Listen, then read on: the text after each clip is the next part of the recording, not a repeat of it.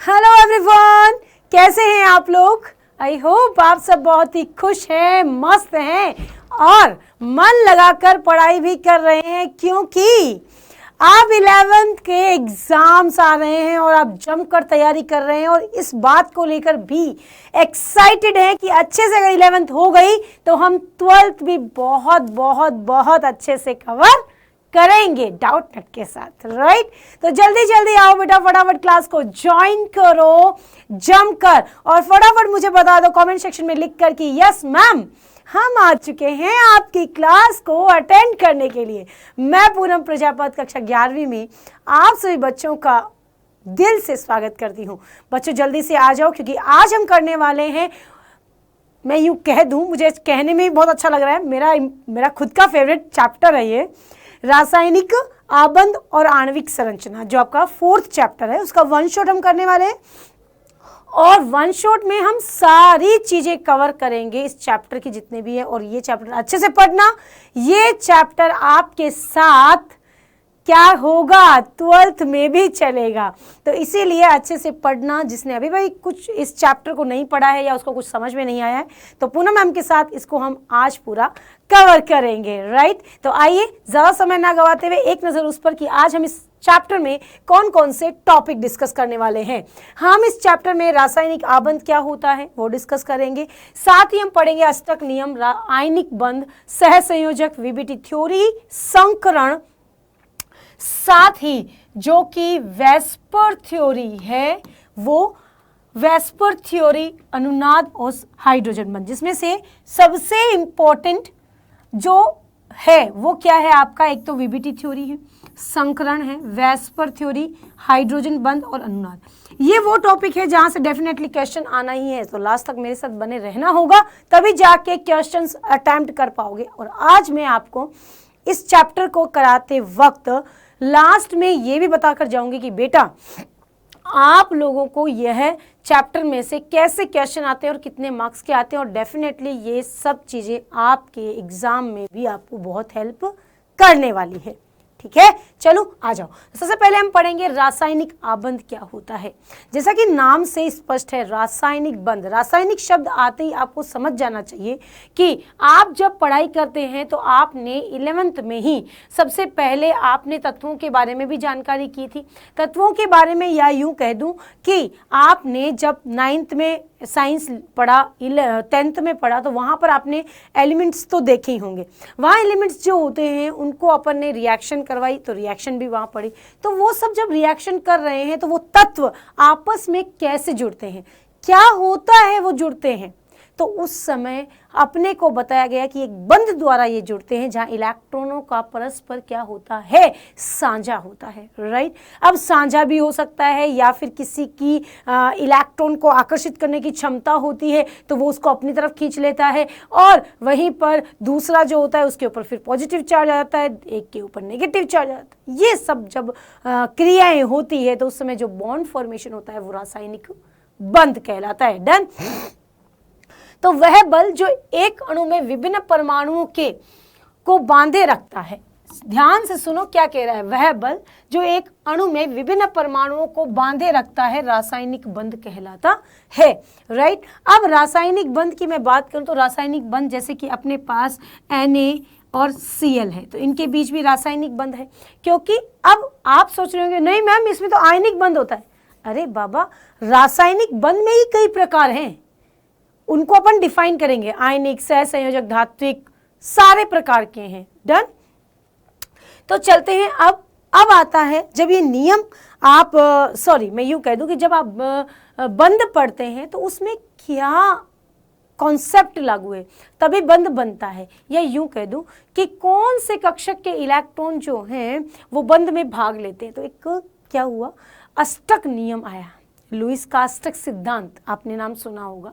तो एक अष्टक नियम आया और उस अष्टक नियम के आधार पर बताया गया कि बाह्यतम कक्ष में जो इलेक्ट्रॉन होते हैं वो बंध बनाने में भाग लेते हैं। जब साझा करते हैं तो सहसंयोजक बंध, जब एक तत्व दूसरे को अपने इलेक्ट्रॉन दे देता है, पूरी तरह दे देता है, उस पर उसका कोई हक नहीं होता, तो उपसहसंयोजक बंध। इस प्रकार कई प्रकार के बंधों का वहाँ पर क्या होता है, निर्माण हो सकता है। तो सबसे पहले अष्टक नियम, तो अष्टक नियम ने क्या कहा, अपने अष्टक को पूरा करने के लिए, उत्कृष्ट गैस विन्यास प्राप्त करने के लिए रासायनिक संयोजन में ये भाग लेते हैं।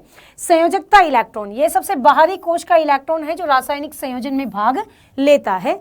तो रासायनिक संयोजन में भाग लेता है, उसके बाद रासायनिक जब संयोजन हो रहा है तो कोसेल लुईस जो था उसने कुछ तथ्य बताए। वो तथ्य क्या थे, आवर्त सारणी में अत्यधिक इलेक्ट्रोनेगेटिव हेलोजन और अत्यधिक इलेक्ट्रोपॉजिटिव क्षार धातुएं होती है। यानी ये यूं कह रहा है कि आपके पास अत्यधिक इलेक्ट्रोनेगेटिव भी होते हैं और पॉजिटिव भी होते हैं। नेगेटिव होते हैं वो अधातुएं होती हैं और पॉजिटिव होती हैं वो क्षार धातुएं होती हैं। ये तो अब आपको मालूम होना चाहिए। अगर फिर भी आपको लगता है कि मैम हमें पता नहीं है तो डरने की बात नहीं है। मैंने 3rd चैप्टर जो आपका आवर्त सारणी वाला है वो उसका भी 1 शॉट इसी चैनल पर डाला है, तो प्लीज़ जाकर उसको देखो। वहाँ धातु अधातु वो क्षारीय क्यों है, इलेक्ट्रोनेगेटिव कौन होता है, पॉजिटिव कौन होता है, ये सब मैंने डिटेल में समझाया है। राइट, तो आपको इन चीज़ों को बच्चे अच्छे से पढ़ना पड़ेगा क्योंकि यही आपको अच्छे से कवर कराएंगे चीज़ें।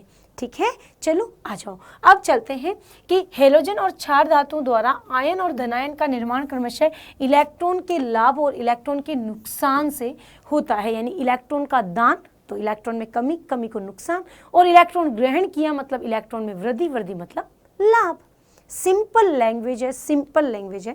मैंने देखा था कि जब मैं 1 शॉट आप लोगों के तक पहुंचा रही हूं तो कई बच्चों के कमेंट्स में देख रही हूं तो वो बच्चे कहते हैं कि मैम 12th में और डिटेल में है क्या। अरे नहीं बाबा, ये अभी जो करवा रही हूँ वही चीज़ आपको 12th में भी मिलेगी। लेकिन अगर 11th अच्छे से किया तो आपको पता नहीं, ऐसे नहीं लगेगा कि ये डिटेल में है कि क्या है। आपको समझ में आया, दैट इज़ कॉन्सेप्ट। कोई भी हार्ड और आसान नहीं होता है, या तो आ जाता है या फिर नहीं आता है ना। तो एक बात मन में फिक्स करके रखो कि यस हमें ये चीज़ें कवर है, हमें ये चीज़ें आती है। चाहे वो किसी भी समय आपको नींद में भी पूछे ना तो भी पता होनी चाहिए। ठीक है, तो ये कॉन्सेप्ट इसीलिए मैं इतना आराम से समझा रही हूँ। धनात्मक और ऋणात्मक दोनों आयन उत्तम गैस विन्यास प्राप्त कर लेते हैं। ऋणात्मक धनात्मक आयन स्थिर विद्युत आकर्षण द्वारा स्थिर होते हैं। उदाहरण के लिए Na से Na+ बन जाता है, यानी कि इसने 1 इलेक्ट्रॉन का दान कर दिया है। वहीं नियोन की बात करूं तो नियोन भी क्या करता है, नियोन से सोडियम, अगर मैं नियोन की बात ना करके यूँ कहना चाहती हूँ कि सोडियम का यदि मैं इलेक्ट्रॉनिक विन्यास देखूँ तो नियोन 10 और 1 क्या हो गया 11, परमाणु क्रमांक 11 ही तो होता है। तो यहाँ पर इसने 1 इलेक्ट्रॉन का दान कर दिया तो अपने पास केवल क्या रह गया, उत्कृष्ट गैस के समान इलेक्ट्रॉनिक विन्यास रह जाता है। सिमिलरली क्लोरीन की बात कर सकते हैं तो क्लोरीन क्या करता है, 1 इलेक्ट्रॉन कम है उसका अष्टक पूरा होने के लिए, तो जो इलेक्ट्रॉन सोडियम ने दान किया है वो ग्रहण कर लेता है। तो इस प्रकार एक का देना दूसरे का लेना, यानी कि साझेदारी तो है लेकिन यह एक प्रकार का कौन सा बंध हो जाता है बेटे, आयनिक बंध हो जाता है। यहाँ साझेदारी में सहसंयोजक बंध नहीं है, क्योंकि यहाँ पर दोनों इलेक्ट्रॉनों पर दोनों का हक नहीं है, दोनों इलेक्ट्रॉनों पर सिंपली एक का हक है, दैट इज क्लोरीन। क्लियर, बात समझ में आई? Okay okay okay, thank you. चलो आ जाओ आगे चलते हैं। रासायनिक संयोजन के तरीके। रासायनिक संयोजन मतलब रासायनिक जब बंध बनता है तो कुछ नियमों का ध्यान रखना होता है। जब 11th से 12th में आओगे तो कुछ नियम, कुछ रूल्स रेगुलेशंस होते हैं जिनको फॉलो करना होता है। सिमिलरली उसी की तरह आपको ये करना है। रासायनिक संयोजन के नियम, इलेक्ट्रॉन के स्थानांतरण द्वारा एक परमाणु से परमाणु के 1 या अधिक इलेक्ट्रॉनों के पूर्ण स्थानांतरण। अभी मैंने बताई थी ये बात, आपको पता भी चल गई होगी। थोड़ा ध्यान से देख लेना कि इलेक्ट्रॉनों का जब स्थानांतरण हो रहा है तो परमाणु दूसरे परमाणु को, एक परमाणु दूसरे परमाणु को अपने इलेक्ट्रॉन ट्रांसफर कर देता है। रासायनिक बंध को इलेक्ट्रोवैलेंट बंध या आयनिक बंध कहा जाता है। आयनिक बंध कब कहते हैं, जब अपन क्या करते हैं, इलेक्ट्रॉन को दूसरे परमाणु को पूरी तरह से दे देते हैं कि हाँ भाई तुझे ज़रूरत है तू रख, मेरे पास अष्टक पूरा है। और वही है जैसे धनवान लोग होते हैं, अपने सब ज़रूरतें उनकी पूरी होती है तो फिर वो सोचते हैं कि अब धन को उनके ऊपर क्या किया जाए, उनको दिया जाए, उनकी हेल्प की जाए जिनको इस धन की ज़रूरत है, आवश्यकता है। तो वही चीज़ यहाँ है कि सोडियम के पास अष्टक पूरा है, 1 इलेक्ट्रॉन ज़्यादा था, तो उसने कहा कि किसी ऐसे व्यक्ति को ढूंढूं जिसको जो ये इलेक्ट्रॉन लेकर अपना भी स्थायित्व प्रदान कर ले। राइट तो वही बात यहाँ पर हो रही है। आगे चलते हैं, इलेक्ट्रॉनों के बंटवारे से, यानी इलेक्ट्रॉनों का बंटवारा एक एक हो जाता है, तब क्या होता है भाई, जब इलेक्ट्रॉन, जब किसी को, दोनों को एक एक की आवश्यकता है तो दोनों अपने एक एक इलेक्ट्रॉन का साझा कर लेते, तो वहाँ पर कौन सा बंध बन जाता है राजा, उसे हम सहसंयोजक बंध कह देते हैं। समन्वय बंधन यानी कि उप सहसंयोजक बंध किसे कहते हैं बेटे, जब कोई भी दूसरा परमाणु एक अपने 2 इलेक्ट्रॉन एक साथ ट्रांसफर करता है। ध्यान से सुनना, आयनिक बंध में क्या होता है, जैसे कि Na है, उसने 1 इलेक्ट्रॉन का दान किया, किसको, क्लोरीन को, 1 इलेक्ट्रॉन। अगर 2 इलेक्ट्रॉन का दान हो रहा है, 2 इलेक्ट्रॉन का दान हो रहा है, जैसे कि नाइट्रोजन है, वो बोरोन को अपने 2 इलेक्ट्रॉन ट्रांसफर कर रहा है, तो यहाँ पर कौन सा बंध बनता है, उप सहसंयोजक बंध बनता है। जब 2 इलेक्ट्रॉन एक साथ ट्रांसफर होते हैं, जब 1 होता है तो आयनिक, 2 होते हैं तो उप सहसंयोजक। अब जब 2 इलेक्ट्रॉनों का साझा होता है, एक एक इलेक्ट्रॉन साझा करके बंध बना रहा है, तो वो सहसंयोजक बंध कहलाता है। समझ में आ गई होगी बात, यस और नो, जल्दी बताओ। थम्स अप भेजता रहा करो, आपको भी लगे कि हाँ हम सोए नहीं हैं, मुझे भी लगे मेरे बच्चे पढ़ रहे हैं, है कि नहीं। चलो आ जाओ, अब पढ़ते हैं आगे, आयनिक या इलेक्ट्रोवैलेंट बॉन्ड। आयनिक और इलेक्ट्रोवैलेंट बॉन्ड का मतलब क्या होता है, सेम वही बात आ गई अभी जो मैंने आपको समझाई थी कि आयनिक और इलेक्ट्रोवैलेंट बंध एक परमाणु से दूसरे परमाणु में इलेक्ट्रॉनों के पूर्ण स्थानांतर से बनता है। सामान्यतः इसका निर्माण धातु और अधातु के बीच होता है। हम कह सकते हैं कि यह स्थिर विद्युत आकर्षण बल है जो विपरीत आवेश वाले आयनों को एक साथ बांधे रखता है। जो यौगिक आयनिक और विद्युत संयोजी बंध द्वारा बनते हैं उन्हें विद्युत संयोजी कहते हैं। NaCl को आप देख सकते हैं कि ये किस तरह से रिएक्शन कर रहा है, जहां पर एक ने इलेक्ट्रॉन दान किया, दूसरे ने रख लिया, तो इस प्रकार के बंधों को आयनिक बंध कहते हैं। बस ये थ्योरी है जिसे मैंने बहुत अच्छे से आपको पहले ही इन शॉर्ट समझा दिया है। क्लियर, एक बार बोल दो यस मैम। जोश कम क्यों है भाई, आ जाओ। अब चलते हैं आगे, मैग्नीशियम और ऑक्सीजन में भी इस प्रकार बंध देखा जा सकता है, जो कि आपको स्क्रीन पर दिखाई दे रहा है। मैग्नीशियम ने क्या किया बेटा, मैग्नीशियम के बाह्यतम कक्ष में 2 एक्स्ट्रा इलेक्ट्रॉन है, अष्टक पूरा है, इसके पास 2 की कमी है, 6 ही है, बाह्यतम कक्ष में होने कितने चाहिए, 8, तो ये वो 2 इलेक्ट्रॉन ग्रहण करेगा और क्या हो जाएगा, 2 8 2 8, है ना। इंटरेस्टिंग, नाइस, पढ़ा तो होगा ऑफ कोर्स। अब तो ये समय आ चुका है जब एग्ज़ाम है, पढ़ तो लिया है, बट मैं आपको इस जो कुछ आपने पढ़ा है उसको बहुत ही अच्छे से क्लियर करने के लिए आपको ये क्लास दे रही हूँ, ताकि आपको ये फील हो ना हो कि मैम हमने पढ़ तो लिया पर हमें कुछ आता जाता नहीं है। अगर आप ये क्लास देखो तो डेफिनेटली एक कॉन्फिडेंस क्रिएट हो जाएगा अंदर कि यस हम पढ़ रहे हैं। चले, अब आता है इलेक्ट्रोवैलेंसी, यानी कि संयोजकता क्या होती है। आयनिक बंध इलेक्ट्रोवैलेंट बॉन्ड के निर्माण के लिए खोए और प्राप्त किए गए इलेक्ट्रॉनों की संख्या है, यानी जो प्राप्त किए हैं और खोए गए हैं, यानी कि जो दान किया गया है या फिर इलेक्ट्रॉन ग्रहण किए गए हैं, उसी के आधार पर क्या होता है कि इलेक्ट्रोवैलेंसी यानी कि संयोजकता, इलेक्ट्रॉनों की संयोजकता को ज्ञात किया जाता है। क्लियर, चलिए जी आगे चलते हैं। आता है आयनिक यौगिकों के सामान्य लक्षण। आयनिक यौगिकों के सामान्य लक्षण का क्या मतलब होता है कि बेसिक करैक्टर कौन कौन से होते हैं। तो कहा कि आयनिक यौगिकों में सबसे पहले याद होना चाहिए भौतिक अवस्था। अब भौतिक अवस्था कौन सी होती है, आप सब जानते हैं कि मॉलिक्यूल जिस कंडीशन में होता है, चाहे वो द्रव हो चाहे वो ठोस हो, जिस भी अवस्था में हो, अगर वो जिस अवस्था में है तो ये आयनिक यौगिक क्रिस्टल रूप से मौजूद होते हैं, जिन्हें क्रिस्टल जाली के रूप में जाना जाता है, और इन्हें हम लोग H2N2O2 और Cl2 आदि के रूप में भी देख सकते हैं। जैसा कि आपके सामने एक डायग्राम नजर आ रहा है आपको, तो इसके अंदर आप देख सकते हैं कि आयनिक यौगिक जो होते हैं इस प्रकार, यानी कि छोटे छोटे जो कण होते हैं, एक ग्रीन एक वाइट, वाइट क्या है, सोडियम। अब इनका एक जालक तैयार हो गया है, तो ये जालक ही क्या है, ठोस अवस्था में है। तो यही तो कहा गया है आमतौर पर ये क्रिस्टल रूप में मौजूद होते हैं। और क्रिस्टल का मतलब क्या होता है, क्रिस्टल का मतलब होता है समान रूप से व्यवस्थित। ठीक है, तो आयनिक यौगिक जो होते हैं वो हमेशा क्रिस्टल फॉर्म में होते हैं, ध्यान रखना।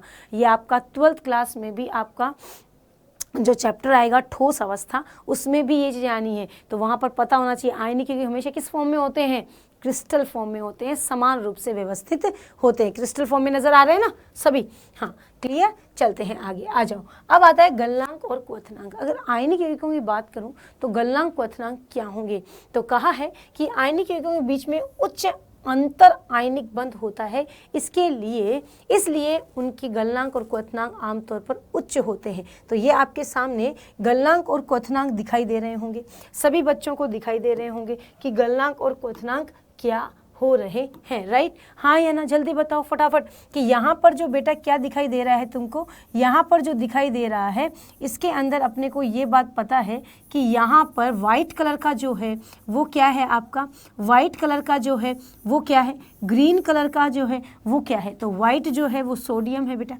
वाइट जो है वो क्या है बेटे, सोडियम है। क्या है लाला, वाइट जो है वो क्या है, सोडियम है। और वहीं पे मैं बात करूं ग्रीन की तो वो क्या है बेटा, वो है आपका क्लोरीन। तो NaCl आपस में जुड़कर क्या कर रहे हैं, आपस में जुड़कर क्या कर रहे हैं बेटा, आपस में जुड़कर एक क्रिस्टल संरचना का निर्माण कर रहे हैं। डन, बात समझ में आ गई होगी। चले, ओके ओके ओके, चलिए अब चलते हैं आगे। घुलनशीलता, अगर कोई भी मॉलिक्यूल है, अगर उसके अंदर प्रबल अंतर आणविक बंध पाया जा रहा है तो उसकी घुलनशीलता कैसी होगी। तो कहा कि इसमें गलनांक क्वथनांक तो मालूम से आमतौर पर क्या होंगे, उच्च होंगे। क्यों होंगे, क्योंकि ये बहुत ज़्यादा वो है, बट बहुत ज़्यादा स्ट्रॉन्ग बॉन्डिंग है ना। अब आता है कि बेंजीन, अगर अपन ये देखें कि आपके पास घुलनशीलता की अगर बात करें तो वे पानी जैसे ध्रुवीय विलायकों में घुलनशील है, यानी कि आयनिक यौगिक में ध्रुवता तो है। कैसे, आप खुद सोचो भाई कि आपके पास मॉलिक्यूल दिखाई दे रहा है, अब आपके पास आयनिक यौगिक में एक एग्जांपल है Na+ और Cl-, ठीक बात है। Na+ और Cl- में चार्ज दिख रहा है, जब चार्ज दिखता है तो मतलब क्या होता है, ध्रुवीय होता है। और वहीं पर पानी भी क्या होता है, पानी में भी H+ और OH- वो भी ध्रुवीय होता है। तो समान में घुलता है, तो ध्रुवीय में तो घुलता है पर बेंजीन जैसे अध्रुवीय विलायकों में नहीं घुलता है। हमेशा ध्यान रखो, कई बच्चे मुझे पूछते हैं, मुझे पता भी है कि बच्चे कहते रहते हैं मैम अध्रुवीयता का पता कैसे चलता है। बेटा बेसिक सी आज मैं ट्रिक बता रही हूँ, प्लीज़ ध्यान कर लेना। अगर कोई मॉलिक्यूल नहीं टूट रहा है, अगर वो टूट ही नहीं रहा है तो वो अध्रुवीय है, पहली बात। सेकंड, अगर आप किसी अणु की बात करें जैसे H2O2 है ना, Cl2, तो ये सब भी क्या होंगे, ये पोलर मॉलिक्यूल्स नहीं हो सकते। समान अणु जब होते हैं तो विद्युत ऋणताएं समान होती है, वहाँ प्लस माइनस चार्ज नहीं कंटेन होता है, तो वहाँ पे क्या आ जाती है, अध्रुवीयता आ जाती है। क्लियर है, बात समझ में आ गई होगी। इन बातों को प्लीज़ ध्यान में ज़रूर रखो। चलते हैं आगे। तो ये बात देखो, मॉलिक्यूल कैसे हो कैसे नाच रहे हैं राजा, कैसे नाच रहे हैं, बड़े प्यारे लग रहे हैं ना, आप लोगों की तरह छोटे छोटे मॉलिक्यूल्स कैसे नाच रहे हैं। Done, okay. देखो H2O मॉलिक्यूल इस तरह से ध्रुवीय विलायकों के साथ घुलते मिलते रहते हैं, इस तरह से नाचते कूदते रहते हैं। चलते हैं आगे। अब ये कह रहा है कि विद्युत चालकता जो होती है, विद्युत चालकता क्या होती है, विद्युत की चालकता क्या होती है, जरा ध्यान से देखो। अगर आपके पास आयन है, तो बेटा इलेक्ट्रॉन तो होंगे, आयन है तो इलेक्ट्रॉन होंगे, इलेक्ट्रॉन फ्री होंगे, है ना, इलेक्ट्रॉन फ्री भी होंगे। जब इलेक्ट्रॉन फ्री होंगे तो विद्युत का चालन डेफिनेटली होने वाला है। विद्युत का चालन होगा, और विद्युत का चलन होगा तो क्या हो जाएगा, वो अच्छे से अपने गति करना शुरू कर देंगे, तो विद्युत की चालक हो गई आयनिक यौगिक। तो वहीं पर यदि मैं बात करूं आयनिक अभिक्रियाओं की, तो आयनिक यौगिक जो है वो अभिक्रिया भी करते हैं। जैसे कि आपको स्क्रीन पर नजर आ रहा है कि एक सॉल्यूशन लिया है और उस सॉल्यूशन में क्या डाला है, देखो बेटा NaCl + AgNO3 = AgClNa3, यानी आपके पास ये क्या है, एक NaCl का क्या है भाई, सॉल्यूशन था, जिसके अंदर आपने क्या किया, AgNO3 के ड्रॉप्स डाले।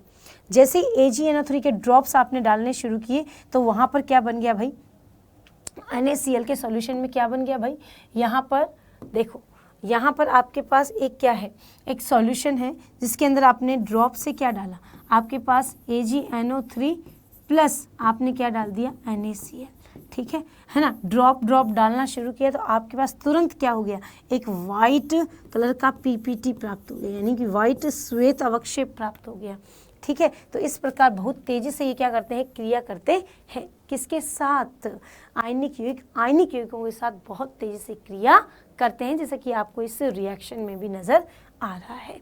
क्लियर हो गया है, तो एक बार थम्स अप जरूर भेजेंगे प्लीज।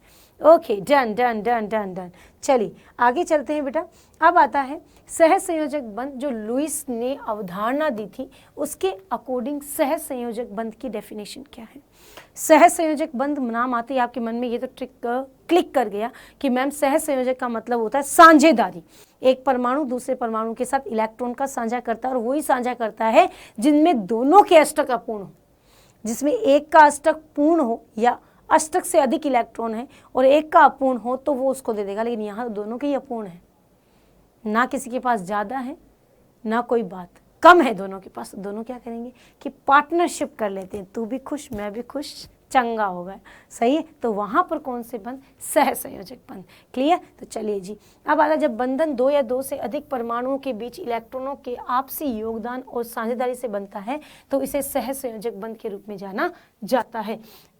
जैसे कि आपके सामने मॉलिक्यूल दिखाई दे रहा है कि जब इलेक्ट्रॉन अपने पास यहाँ पर है, हाइड्रोजन दूसरा हाइड्रोजन, इनके पास एक एक इलेक्ट्रॉन है, ये परस्पर इलेक्ट्रॉन का साझा करता है और ओवरलैपिंग करके क्या बना देता है, H2 अणु बना देता है, H2 मॉलिक्यूल का निर्माण कर देता है। यहाँ पर एक एक इलेक्ट्रॉन की क्या हुई है बेटा, साझेदारी होती है, साझेदारी हुई है, तो इसकी वजह से अपन क्या कहते हैं, इसे सहज संयोजक बंध कहते हैं। क्लियर है, बात समझ में आई या नहीं, जल्दी बताओ, जल्दी बोलो, है ना। दोनों के बीच में क्या हो गया, साझेदारी। ठीक है सरकार, समझ में आया, सब सेट है, मामला सेट है, सिस्टम हैंग तो नहीं। Okay done. चलिए अभी चलते हैं आगे। आप देखो एक एग्जाम्पल आपको नजर आ रहा होगा स्क्रीन पर, यहाँ पर आपको सहज संयोजक बंध नजर आ रहा है, H2 में बनता हुआ दिख रहा है कि यूं ही आंखें टिम टिम कर रहे हो, हैं, दिख रहा है ना, दो मॉलिक्यूल मिलते हुए नजर आ रहे हैं। वहीं पर यहाँ पर भी दो मॉलिक्यूल मिलते हुए नजर आ रहे हैं, दिख रहे हैं। Oh my God, this is covalent bond. यहाँ पर किसके हैं ये, दो दो चार एक साथ, है ना, छह एक साथ, है ना। क्लोरीन, क्लोरीन के बाह्यतम कक्ष के इलेक्ट्रॉन है, 7 इलेक्ट्रॉन है, या फिर यूं भी हो सकता है नाइट्रोजन, जिसके क्या होते हैं, पर बाह्यतम कक्ष में उसमें 5 इलेक्ट्रॉन होते हैं, जहाँ 7 हैं वहीं पर ये साझेदारी होगी, तो ये क्या बन जाता है, ये H2 मॉलिक्यूल बन जाता है। हाँ, ये तो हो जाता है H2 और ये हो जाता है Cl2, दैट्स इट। क्लियर जी, हाँ या ना, बोलो ना, बोलो बोलो तो सही, आप बोलते क्यों नहीं है। चलिए आ जाओ बेटा। यदि संयोजन करने वाले परमाणु समान हो तो सह संयोजक अणु को होमोटॉमिक के रूप में जाना जाता है, और भिन्न भिन्न हो तो हेटेरो, है ना। होमो को क्या कहते हैं, जब समान परमाणु क्या करते हैं, यदि संयोजन करने वाले परमाणु समान हो तो उन्हें होमोटॉमिक कहते हैं। संयोजन करने वाले, और ये तो हेटेरो है भाई, विषम परमाणुविक है ना। होमो तो अपन देख चुके हैं, पीछे दिखा दिया। अब समान विषम हो तो होमो का क्या हो गया, हेटेरो। दो अलग अलग परमाणु जब आपस में काम कर रहे हैं तो उसे क्या कहते हैं, हेटेरो, अलग अलग जुड़ रहे हैं ना, H2O like.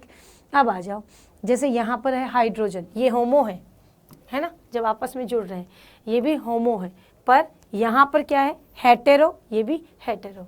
This is homo, this is hetero. Clear, बात समझ में आई है नहीं, जल्दी बताओ, फटाफट फटाफट। क्लियर है, होमो और हेटेरो सबको। होमो मॉलिक्यूल्स कैसे होते हैं, जब समान परमाणु आपस में जुड़ते हैं, जब भिन्न भिन्न परमाणु आपस में जुड़ते हैं तो उसे हम क्या कह देते हैं, हेटेरो कहते हैं। दिस इज नाइस, समझ आ रहा है ना, अच्छा भी लग रहा है, मुझे बड़ा अच्छा लग रहा है रंग बिरंगी दुनिया है, वीरान इस समय में रंगीन दुनिया है ये। ठीक है, चले आ जाइए। अब आता है अगला पॉइंट जो बहुत इंपॉर्टेंट भी है, एग्जाम में जहाँ से क्वेश्चन भी आता है। दिस इज औपचारिक आवेश। क्या होता है औपचारिक आवेश? होता है जब बहुत सारे परमाणु होते हैं, बहुत सारे परमाणु होते हैं तो उनमें इंडिविजुअल परमाणु का क्या करना, आवेश ज्ञात करना। बहुत सारे मॉलिक्यूल्स हैं, उनमें से केवल एक परमाणु पर आवेश ज्ञात करने को क्या कहते हैं, क्या कहते हैं, औपचारिक आवेश कहते हैं, फॉर्मल आवेश के नाम से जाना जाता है। क्लियर है। तो सबसे पहले आपके सामने एक क्या दिया गया है, एक अपने पास मॉलिक्यूल दिया गया है जिसके अंदर अपन को पूछा गया है कि फॉर्मल चार्ज को अपन कैसे व्यक्त करते हैं। तो फॉर्मल चार्ज के लिए फॉर्मूला क्या हुआ, total number of valence electron in the free atom, यानी कि आपके पास जो भी केंद्रीय जो भी परमाणु है, जैसे ऑक्सीजन है ना, अब ऑक्सीजन का O3 मॉलिक्यूल है। अब ऑक्सीजन, एक ऑक्सीजन आपको, ऑक्सीजन 1, ऑक्सीजन 2, ऑक्सीजन 3, तो आपको क्या करना है, ऑक्सीजन 1 पर चार्ज निकालना है। तो इसके वैलेंस शेल में कितने इलेक्ट्रॉन होते हैं, 6, ठीक है। Total number of non bonding, अब इसके पास नॉन बॉन्डिंग कितने इलेक्ट्रॉन होते हैं, कितने होते हैं जल्दी बताओ, नॉन बॉन्डिंग कितने होते हैं, 4 होते हैं। उसके बाद में -1/2 क्या हो जाता है बेटा, क्या होता है, शेयर इलेक्ट्रॉन की संख्या जो बंध बनाने में भाग ले रहे हैं। क्लियर है, बात समझ में आई, यानी कि फॉर्मूला क्या हो गया, फॉर्मूला हो गया कि औपचारिक आवेश बराबर क्या होता है, औपचारिक आवेश बराबर होता है कि आपके पास सबसे पहले जिस भी एटम पर आपको आवेश ज्ञात करना है उस आवेश की क्या, सबसे बाह्यतम कक्ष के इलेक्ट्रॉन, फिर बंध में जो भाग नहीं ले रहे हैं वो, और बंध में भाग ले रहे हैं उससे पहले 1/2 पर लगना हर जगह माइनस ही है, ठीक है। क्लियर है, बात समझ में आई, ओके डन। तो देखो यहाँ पर आपको O3 के लिए निकाल कर भी बता रहा है। O3 है, O3 में आपके पास 1, 2, 3 तीनों ऑक्सीजन पे दे दिया। अब कह रहा है सबसे पहले इस फॉर्मल चार्ज ऑफ ऑक्सीजन 1, इस पे आपको चार्ज देखना है, जरा ध्यान से देखो, मैं समझा रही हूँ, है ना। तो सबसे पहले आपके इसके पास में संयोजी कोश में इलेक्ट्रॉन, संयोजी कोश में इलेक्ट्रॉन कितने हैं, 6, अभी बताए, संयोजी कोश में, है ना, संयोजकता कोश में इलेक्ट्रॉन, ठीक है, लिख दिए। अब नॉन बॉन्डेड कितने हैं, 2। अब 1/2 माइनस हर जगह लगा दिए, 6 कैसे आए, देखो गिनना, 2, 2 4 और 2 6, सही है। बॉन्ड में कितने इलेक्ट्रॉन भाग ले रहे हैं, 6 इलेक्ट्रॉन भाग ले रहे हैं, तो फॉर्मल आवेश कितना आएगा, +1। सेकेंड में आओ, सेकेंड के ऊपर नॉन बॉन्डिंग कितने हैं भाई, 4, संयोजकता में 6 ही होंगे सबके पास, 6 ही इसके पास है, लेकिन यहाँ पर बॉन्डिंग में 2 और 2 4 ही, डन है। यहाँ 6, फिर 6 कैसे आए, 2, 2 4 और 2 6 दिखाई दे रहे होंगे। फिर 1/2 बंध में कितने भाग ले रहे हैं, केवल 2, सही है, बात समझ में आई। ऐसे हर एटम का आपको पता होना चाहिए। अब आप में से कई बच्चों के दिमाग में एक प्रश्न आया होगा पक्का कि मैम हमें स्ट्रक्चर नहीं पता हुई तो हम कैसे करेंगे, यस, उसी की बात कर रही हूँ। स्ट्रक्चर फॉर्मल आवेश के लिए बहुत ज़रूरी है, इसके लिए आपको संकरण पता होना चाहिए। जिस बच्चे को संकरण पता है उसको संरचना भी पता है, और जिसको संरचना पता है उसको औपचारिक आवेश निकालने में कभी भी कोई दिक्कत हो ही नहीं सकती है। क्लियर, तो अभी संकरण भी आज सिखा रही हूँ, यू डोंट वरी। चले, बात समझ में आई, ओके डन। अब आता है अपने पास क्या बच्चों, ऑक्टेट नियम की सीमाएं। ऑक्टेट नियम की सीमाओं की बात करूँ तो क्या, कि ऑक्टेट नियम में अष्टक पूरा होना चाहिए, ठीक बात है, अष्टक पूरा होना चाहिए मतलब क्या, कि आपके पास जब भी अपन बात कर रहे हैं कि हर मॉलिक्यूल के बाह्यतम कक्ष में 8 इलेक्ट्रॉन होना चाहिए, पर क्या है, कई बार हमने देखा 8 से बहुत कम है, उसका अष्टक पूरा होता ही नहीं है। जैसे कि हाइड्रोजन तो द्विलक पूरा करता है, हीलियम वो तो द्विलक पूरा करता है। फिर वहीं पर बात करूँ तो फॉस्फोरस जैसे कंपाउंड जिनके बाह्यतम कक्ष में अष्टक से ज़्यादा इलेक्ट्रॉन आ जाते हैं, जिनके पास अष्टक से ज़्यादा इलेक्ट्रॉन है, फिर अष्टक का विस्तार हो गया तो वो भी अष्टक नियम को फॉलो नहीं कर रहा है। तो ये कुछ सीमाएं हैं जिनको लुईस अच्छे से एक्सप्लेन नहीं कर पाया। तो यहाँ बताया केंद्रीय परमाणु के अधूरे ऑक्टेट, है ना, केंद्रीय परमाणु 8 से कम है तो अधूरे हैं। जैसे कि अपने पास क्या है, लिथियम है, बेरिलियम है, बोरोन है, ये सब अष्टक अपूर्ण है, ठीक है। इन सब में 1, 2 और 3 वैलेंस इलेक्ट्रॉन है। विषम, एक अणु ऐसे भी होते हैं जिनमें इलेक्ट्रॉन की संख्या विषम होती है। सभी परमाणुओं के लिए ऑक्टेट नियम लागू नहीं है। विषम परमाणु दिखाई दे रहे हैं, अगर विषम है तो उन्हें सम बनाना तो पॉसिबल नहीं है, तो वो सब भी क्या है, ऑक्टेट नियम का पालन नहीं करते हैं। अब आ जाता है विस्तारित ऑक्टेट। कई यौगिकों में केंद्रीय परमाणु के चारों ओर 8 से अधिक वैलेंस इलेक्ट्रॉन होते हैं, इसे विस्तारित ऑक्टेट भी कहा जाता है। It's a very very important, it's a very important point. विस्तारित, है ना, जैसे फॉस्फोरस है, इसके बाह्यतम कक्ष में कितने इलेक्ट्रॉन है, 10, जबकि होने कितने चाहिए, 8, तो विस्तार हो गया। यहाँ भी सल्फर के पास कितने, 12 है, जबकि होने चाहिए कितने, 8। तो अष्टक से ज्यादा और कम दोनों ही अष्टक की कमियां रिप्रेजेंट करती है। कम है बोरोन, बेरिलियम, लिथियम, ज़्यादा है सल्फर, फॉस्फोरस, राइट। और विषम, जिनके पास बाह्यतम कक्ष में विषम इलेक्ट्रॉन है, लाइक नाइट्रोजन, तो 5 ही इलेक्ट्रॉन है, तो वहां भी अष्टक पूर्ण नहीं हो सकता है। चले, क्लियर हो गई ये बात? Okay done. तो चलते हैं आगे। अब आता है ऑक्टेन सिद्धांत की अन्य कमियां कौन सी। ये तो विस्तार और कमियां बता दी। अब अन्य कमियों में ये आता है कि कुछ उत्कृष्ट गैसें ऑक्सीजन और फ्लोरीन के साथ मिलकर HCF2, HCOF2 आदि जैसे कई यौगिक बनाती है। यह सिद्धांत अणु के आकार का हिसाब नहीं देता है। यह अणु की ऊर्जा और सापेक्ष स्थिरता के बारे में कोई विचार नहीं देता है। यानी कि अणु की ऊर्जा, सापेक्ष स्थिरता, अणु कब स्थिर होगा, अगर ऑक्टेट पूरा है तो क्या वो स्थिर है? ऐसा तो नहीं है। कई मॉलिक्यूल हैं जिनमें अष्टक पूरा फिर भी वो स्थिर नहीं है, है ना। तो ये बात भी वो स्पष्ट नहीं कर पाया कि ऑक्टेट की स्थिरता, अस्थिरता में वो बात नहीं कर पाया। फ्लोरीन क्लोरीन के साथ ये जो मॉलिक्यूल तैयार हो रहे हैं ये कई यौगिक बनाते हैं, जबकि कहा जाता है कि अष्टक नियम जिनका पूरा हो जाता है वो तो क्रियाशील ही नहीं होते फिर, है ना। अष्टक पूरा होने के बाद तो रिएक्शन ही नहीं होता, जबकि वो तो कर रहे हैं। तो इस बात को भी वो नहीं समझा पाया। It's a very very important, so you please read this and learn this. Okay, चलो आ जाओ, चलते हैं आगे।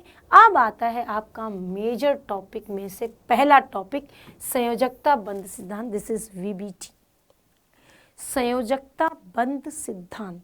बच्चे कंफ्यूज्ड, मैम ये कौन सा सिद्धांत होता है, हमने तो आज तक नहीं पढ़ा, अब ये कहाँ से आ गया। सही है, बिल्कुल सही बात। अरे भाई, चीज़ों को समझने के लिए उसकी नाम की गहराई को समझो। आपके घर वाले आपका नामकरण करते हैं तो उससे आपके गुण मिलते हैं कि नहीं मिलते हैं? किसी का नाम अर्जुन है तो अर्जुन है मतलब योद्धा है वो बच्चा आगे जाके योद्धा ही बनेगा। वो पढ़ाई में हो, किसी भी क्षेत्र में, पर वो अच्छा अपने जीवन में अच्छा करेगा, है। किसी का नाम सीमा हो, यानी कि वो दायरे में रहती है ना। किसी का नाम जो भी घर वालों ने रखा है, इसका मतलब वो बच्ची वैसे ही गुण प्रदर्शित कर रही है। तो यहाँ भी नाम है, वो उसके करैक्टर को शो करता है। VBT, संयोजकता बंध, यानी कि जो परमाणु अपने इलेक्ट्रॉनों को साझा करके बंध बनाता है तो वो पुराने बंध को तोड़ता है और नए बंधों का निर्माण करता है। उस थ्योरी को क्या कहते हैं? संयोजकता बंध सिद्धांत कहते हैं। वैलेंस बॉन्ड थ्योरी हिटलर और लंदन ने इसको पेश किया था। पॉलिंग द्वारा इसे विकसित किया गया और कक्षाओं और परमाणुओं के इलेक्ट्रॉनिक विन्यास के आधार पर 2 हाइड्रोजन परमाणु A और B, जिसके नाभिक Na-NB है, मौजूद इलेक्ट्रॉन EA-EB है। जैसे जैसे ये दोनों परमाणु करीब आते हैं, नई आकर्षक और प्रतिकारक शक्तियां काम में करने लगती हैं। क्लियर है? बात समझ में आ गई होगी। जल्दी जल्दी बताओ, यस और नो, यस और नो। डन है? ओके। अब आता है, एक परमाणु का नाभिक अपने स्वयं के इलेक्ट्रॉन दूसरे के साथ में क्या करता है? जोड़ता है। 2 परमाणुओं के इलेक्ट्रॉन दोनों के आपस में क्या होता है? नाभिक का आकर्षण प्रतिकर्षण होता है, जिसकी वजह से नए बंध तो बनते हैं और पुराने बंध टूट जाते हैं। जैसे कि अपन यहाँ बात करें कि यहाँ पर एक मॉलिक्यूल का नाभिक है। अब यहाँ पर नाभिक और बाह्यतम कक्ष के बीच में अट्रैक्शन, नाभिक नाभिक के बीच में repulsion. It's a natural thing. तो इसमें क्या होगा कि पुराने बंध टूट जाते हैं, नए बंध बन जाते हैं। आपकी बुक में 11th की बुक में इस तरह से 2 डायग्राम भी दिए होंगे, जिसमें नए बंध बनते हुए नजर आते हैं और पुराने बंध टूटते हुए नजर आते हैं। क्लियर? तो इस प्रकार का फॉर्मेशन आपको वहाँ पर भी दिख जाता है। तो VBT का कॉन्सेप्ट बहुत ईजी है, सिंपल वे में उसे समझाया गया है कि जब 2 परमाणु आपस में जुड़ते हैं तो एक नए बंध का निर्माण होता है, पुराने बंध टूट जाते हैं और इस प्रकार पुराने बंधों को तोड़कर नए बंधों के साथ नए अणु का निर्माण होने के सिद्धांत को VBT थ्योरी या संयोजकता बंध सिद्धांत कहा जाता है। क्लियर है? बात समझ में आ गई होगी। तो चलते हैं आगे। अब आता है कक्षीय अतिव्यापन। अतिव्यापन क्या होता है? अतिव्यापन किसे कहते हैं भाई? अति और व्यापन, जब मॉलिक्यूल एक दूसरे के साथ कनेक्ट होते हैं तो एक दूसरे के इस तरह ओवरलैपिंग करते हैं, एक के ऊपर दूसरा आ जाता है। अति, चीजों की अति हो गई, ये इसके ऊपर चढ़ गया कि मैं तो कक्षक का बंध बनाऊंगा। नाभिक का एक परमाणु दूसरे परमाणु के नाभिक के साथ इस तरह से जुड़ गया तो उसे अपन ओवरलैपिंग कहते हैं। ठीक, अब ओवरलैपिंग कौन कौन से कक्षकों में हो सकती है? एस में, पी में, डी और एफ में नहीं, क्योंकि उनकी स्ट्रक्चर में डबल क्या हो जाते हैं, डमलाकार, द्विडमलाकार है, तो वो आपस में अतिव्यापन थोड़ा सा मुश्किल करते हैं, इसीलिए अतिव्यापन केवल एस और पी में ही डिफाइंड है। ठीक बात है। चलो, और एस और पी में हर कक्षक अतिव्यापन नहीं करता, कुछ बाधाएं हैं, कुछ मतलब कि कुछ रिस्ट्रिक्शंस लगाए गए हैं जो बंद अतिव्यापन नहीं कर सकते। वो कौन से, वो भी आज बात करते हैं। ठीक है, तो सबसे पहले कहा गया यदि हम हाइड्रोजन अणु के निर्माण में न्यूनतम ऊर्जा वाली अवस्थाओं का उल्लेख करें तो एक हाइड्रोजन परमाणु इतने करीब होते हैं कि दूसरे के आंशिक अंतर परिवेश, यानी कि एक हाइड्रोजन परमाणु का दूसरे परमाणु के साथ इतना नजदीक होता है कि वो एक दूसरे के अंदर प्रवेश कर जाते हैं। वो नहीं होता अपने इंडियन सोसाइटी में बहुत फेमस है ये चर्चे, पड़ोसी क्या कर रहा है ना। हम जहाँ भी जाते हैं, चाहे हम किराए के मकान में रह रहे हो या हम अपने मकान में रह रहे हो, तो अपनी बहुत बड़ी वो होती है, नहीं, उत्सुकता होती है कि हमारे पड़ोसी के पास तो ये है वो है। और एक दो दिन हुआ नहीं आए हुए कि पड़ोसी भी आ जाता है, हेलो जी मैडम कैसे हैं आप, नए आए हो क्या, है ना, पूछते हैं ना। यानी कि अपने यहाँ बहुत है वो अंदर घुसने वाली बात, है ना। हर बात में आज आपके क्या बनाया है, अच्छा थोड़ा झगड़ा वगड़ा हो जाए, आके सुबह पूछ लेंगे कल क्या हुआ था भाई साहब, क्यों झगड़ा। अरे भाई हद हो गई, हमारा घर हमारे लोग चाहे जैसे रहे, पर यहाँ का ये तो मैं कहूँ किस्सा फेमस है, यहाँ हर कोई एक दूसरे के अंदर घुसना ही चाहते हैं ना। तो वही यहाँ है, अतिव्यापन में क्या होता है, ये एक दूसरे के इतने करीब आ जाते हैं कि अंदर एक दूसरे के अंदर घुस ही जाते हैं। क्लियर, बात समझ में आ गई होगी। तो चलते हैं, जैसे ओवरलैपिंग में भाग लेने वाले ऑर्बिटल की विशेषताओं के आधार पर बीच में ओवरलैपिंग का सकारात्मक, नकारात्मक या शून्य हो जाता है। अच्छा जी, अच्छा, अब ये कह रहा है जैसे कि कौन कौन से हैं जो अतिव्यापन कर सकते हैं और कौन कौन नहीं। तो पॉजिटिव ओवरलैपिंग कब होती है और नेगेटिव कब होती है। देखो, पॉजिटिव सिंग वन ऑर्बिटल ओवरलैपिंग क्या भाई, विथ नेगेटिव सिंग ऑफ अदर ऑर्बिटल, राइट।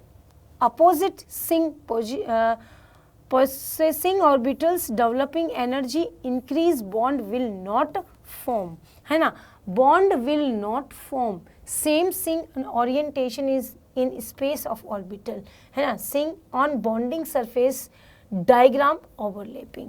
अगर ऐसी कंडीशन है तो क्या हो जाएगा, ओवरलैपिंग हो जाएगा, बट ऐसी कंडीशन में ओवरलैपिंग नहीं होगा। लिख रहा है बॉन्ड विल नॉट फॉर्म।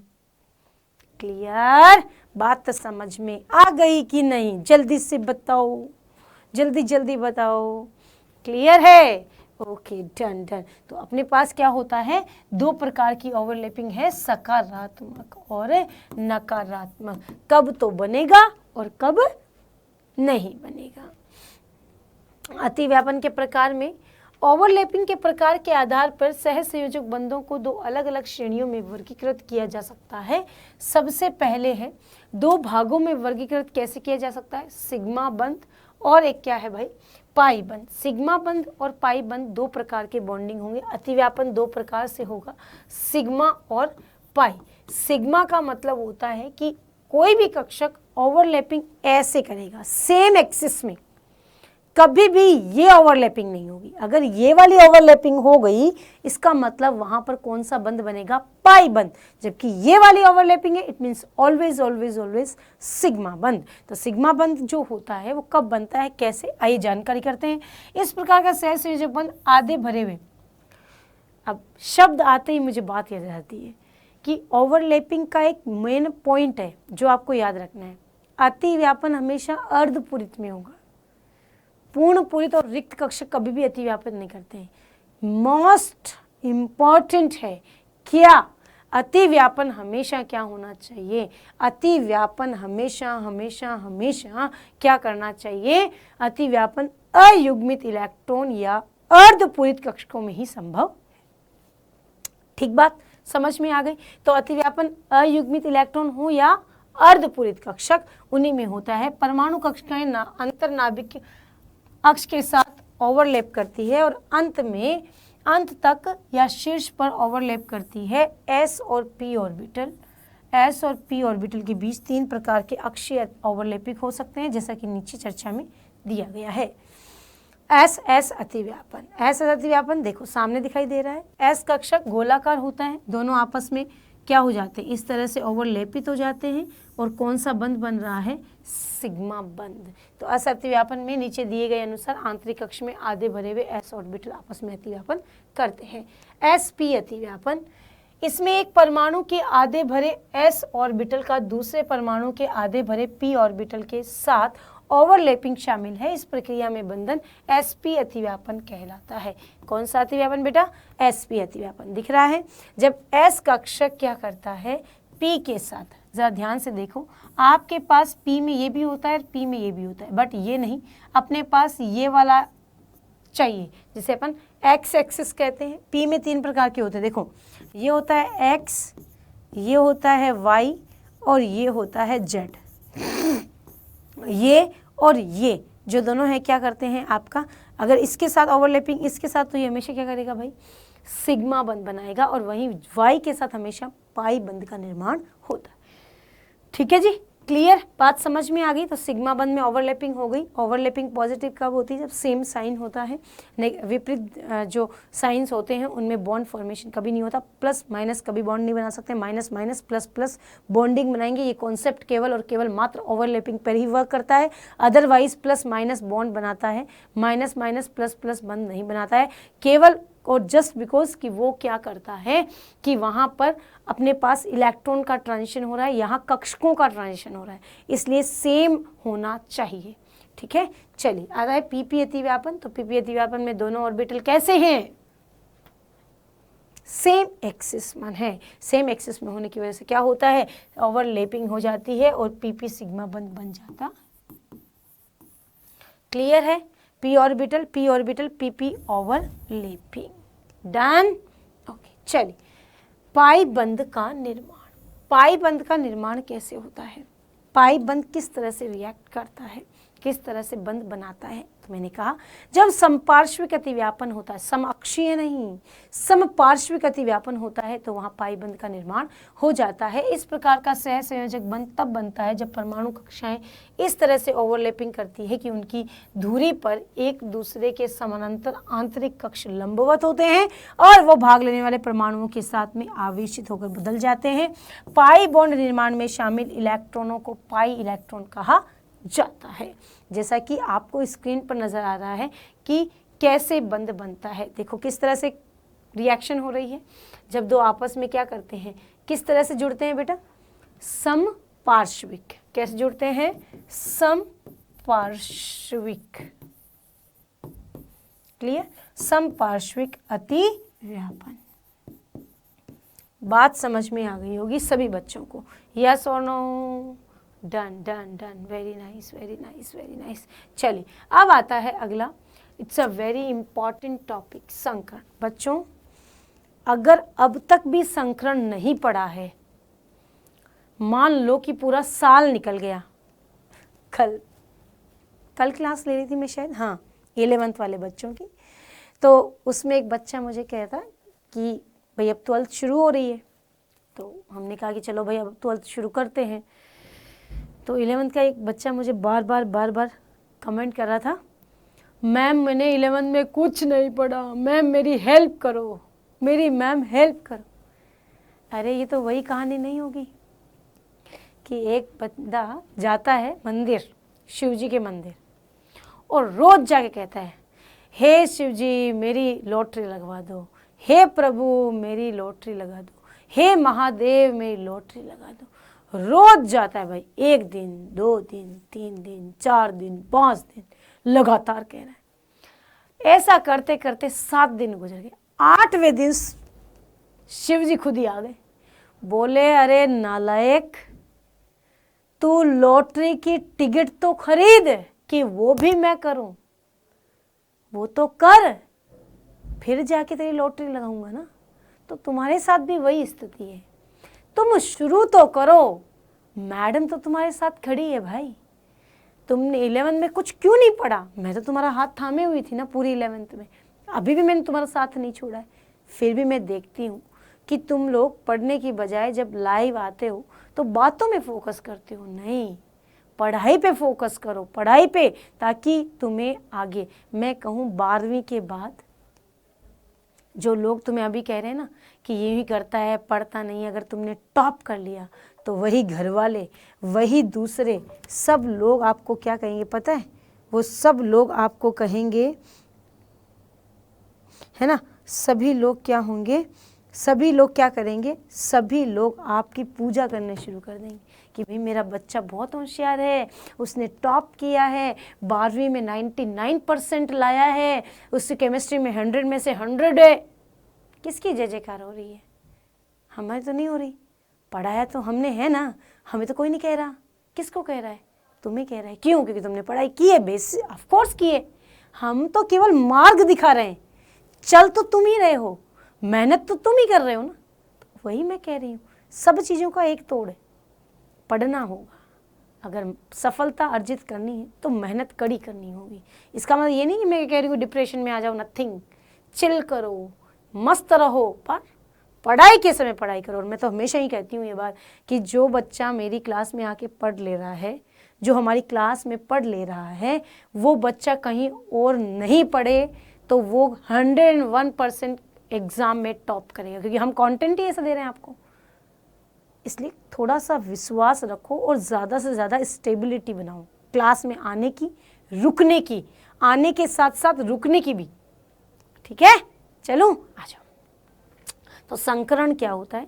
किसी भी मॉलिक्यूल का संकरण क्या कहलाता है? तो संकरण की परिभाषा होती है जब 2 या 2 से अधिक कक्षक जो अर्धपूरित, पूर्णपूरित या रिक्त हो, परस्पर जुड़कर परस्पर कक्षकों का अतिव्यापन होने से नए संकृत कक्षकों का निर्माण होता है। उस क्रिया को, उस मैकेनिज्म को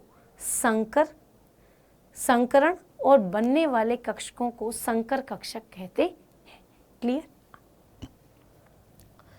थोड़ी ऊर्जा वाले ऑर्बिटल आपस में मिलने की वह प्रक्रिया जिसमें ऊर्जाओं का पुनर्वितरण करके परिणाम स्वरूप समान ऊर्जा व समान आकृति के नए कक्षकों का निर्माण होता है।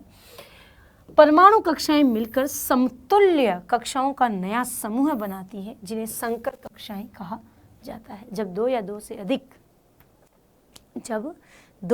से अधिक क्या कक्षक जो भिन्न भिन्न ऊर्जा हो और भिन्न भिन्न आकृति के हों, परस्पर इलेक्ट्रॉनों का, ऊर्जा का आदान प्रदान करके नया समान ऊर्जा, समान आकृति के कक्षकों का निर्माण करता है, तो उन कक्षकों को संकर कक्षक, तो इस मैकेनिज्म को संकरण कहा जाता है। यह हम संकरण, यदि हम बात करें तो संकरण अपने पास मुख्य विशेषताएं क्या होनी चाहिए, संकरण होगा कब, उसके अंदर क्या क्वालिटीज होनी चाहिए। सबसे पहले बताया जा रहा है कि संख्या संकृत होने वाले परमाणु कक्षकों की संख्या के बराबर होती है। फॉर एग्जाम्पल, जैसे आपने एक S और एक P कक्षक लिया, ठीक है, आपने एक S और एक P कक्षक भाग लिया, एक S एक P, तो आप क्या देखोगे, 2 कक्षक है ना, तो SP 2 ही कक्षक बनेंगे, SP SP, ठीक है, 2 ही कक्षक बनेंगे। अब आप सोच रहे हैं मैम 1 2 3 4, नहीं राजा, एक SP दोनों जुड़ गए ना, S और P, तो एक SP एक SP, 2 कक्षक हो गए। ठीक, बात समझ में आई? चलो जी, अगला पॉइंट कहता है कि संकृत कक्षाएं हमेशा ऊर्जा और आकार में समतुल्य होती हैं। पहले वो भिन्न भिन्न आकार की हो सकती हैं, भिन्न भिन्न ऊर्जाओं की हो सकती है, लेकिन संकरण के बाद हमेशा हमेशा हमेशा क्या होती है, समान ऊर्जा और समान आकृति कक्षकों का निर्माण करती है। शुद्ध परमाणु ऑर्बिटल की तुलना में हाइब्रिड ऑर्बिटल स्थिर बंध बनाने में अधिक प्रभावी होते हैं। यानी कि कहा जाए तो, देखा जाए तो जब आप कक्षक शुद्ध, जरूरी नहीं है वो खाली ही हो, अगर वो अर्धपूरित है तो भी चलेगा, पूर्णपूरित है तो भी चलेगा, रिक्त है तो भी चलेगा। ठीक है, क्लियर? Okay, done. संकरण का प्रकार अणुओं की ज्यामिति को इंगित करता है। बेसिकली हम इसी पर फोकस कर रहे हैं कि हमें संकरण क्यों सीखना है, ज्यामिति के लिए। ठीक है जी, आ जाओ। अब आता है मुख्य शर्तें। शर्तें भी होती है हर काम को करने की, वो शर्तें कौन सी हैं? परमाणु के संयोजकता कोश में मौजूद कक्षाएं संकृत होती है।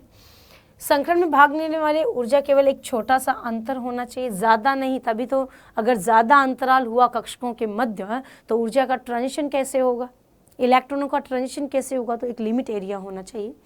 संकरण से पूर्व इलेक्ट्रॉन का संवर्धन आवश्यक शर्त नहीं है। आवश्यक नहीं है कि केवल आधे भरे हुए कक्षक ही संकरण में भाग लेंगे, रिक्त पूर्ण पूरित कक्षक भी भाग ले सकते हैं। संकरण के प्रकार, संकरण कितने प्रकार का होता है, जरा ध्यान से देखो। संकरण जो है, मिश्रण में शामिल ऑर्बिटल के आधार पर संकरण कई प्रकार के हैं, जैसा कि सबसे पहले sp3, sp2, sp, sp3d, sp3d2, right. यानी टोटल संकरण कितने होते हैं? टोटल संकरण का प्रकार जो है वो 5 है ना। अब इन 5 में क्या होता है, sp3d में dsp3 भी होता है, एक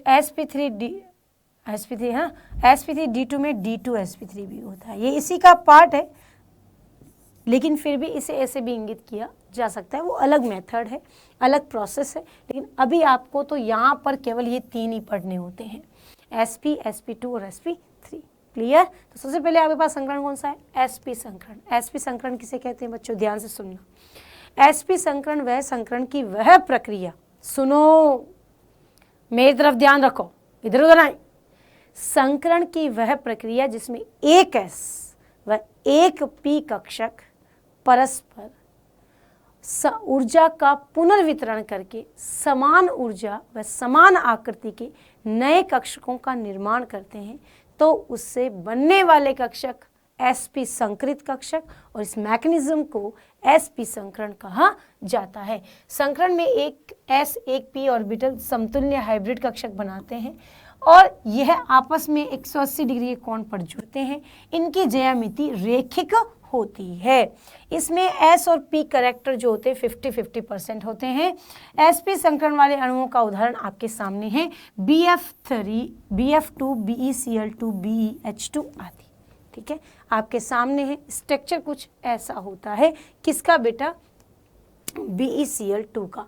यानी कि BeCl2 जब रिएक्शन करता है या sp संकरण जिसमें भी होता है, तो वहां पर अपन देखते हैं कि उसकी संरचना हमेशा रेखीय होगी। लास्ट में जब संकरण खत्म हो जाएगा, उसके बाद में एक छोटा सा फॉर्मूला बताऊंगी, this is very important trick बताऊंगी, जिससे आपको ये पता चल जाएगा कि अच्छा इससे इतना लंबा चौड़ा सब कुछ करने की जरूरत भी नहीं है।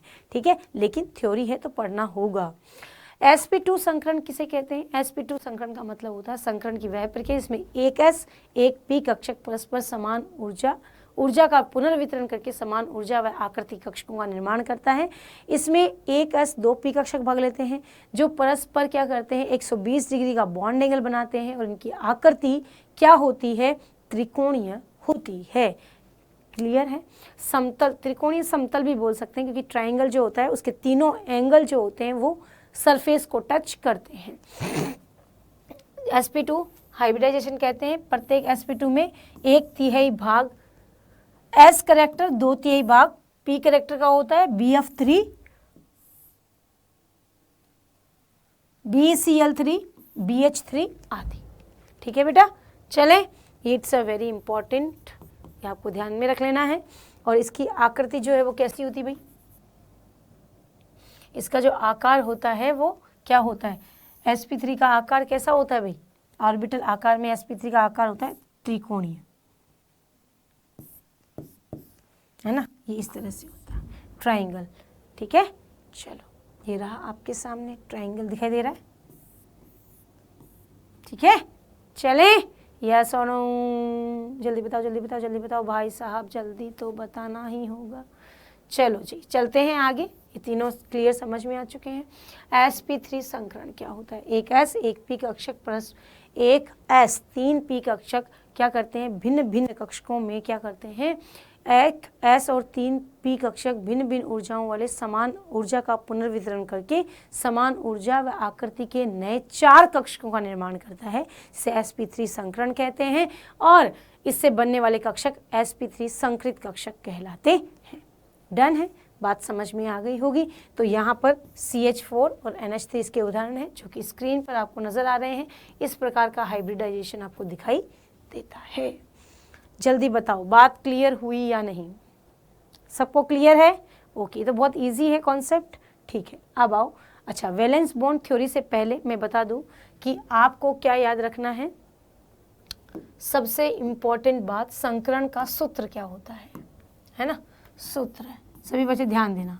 सूत्र का मतलब होता है किसी भी अणु का आपको संकरण निकालना है तो आपको क्या करना है, केंद्रीय परमाणु के बाह्यतम कोश के इलेक्ट्रॉन की संख्या, प्लस एकल बंध से बंधित परमाणु की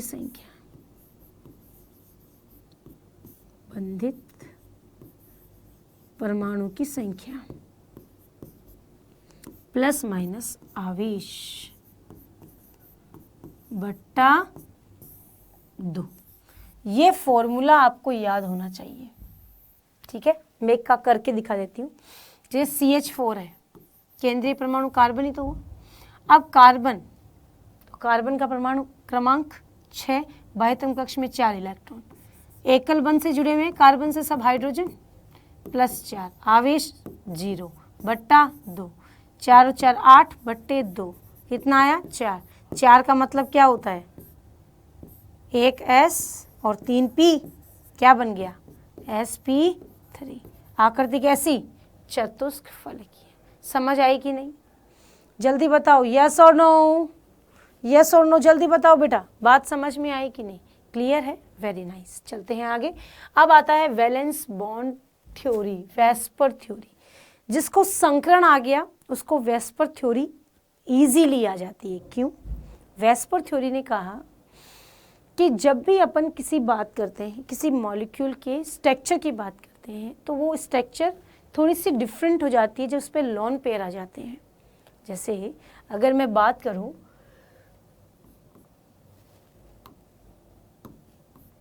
अपने पास CH4 है, NH3 है, H2, ठीक है बेटा, ध्यान कर लेना। इन सब का अपन फॉर्मूले से निकालें तो बाह्यतम कक्ष में 4 + 4 बट्टा 2, कितना आया sp3। इसे बाह्यतम कक्ष में 5 + 3 बट्टा 2, 8 बट्टे 2, 4 sp3। एज सिमिलर एज बाह्यतम कक्ष में कितने इलेक्ट्रॉन, 6 + 2 बट्टा 2, 8 बट्टा 2, 4 sp3।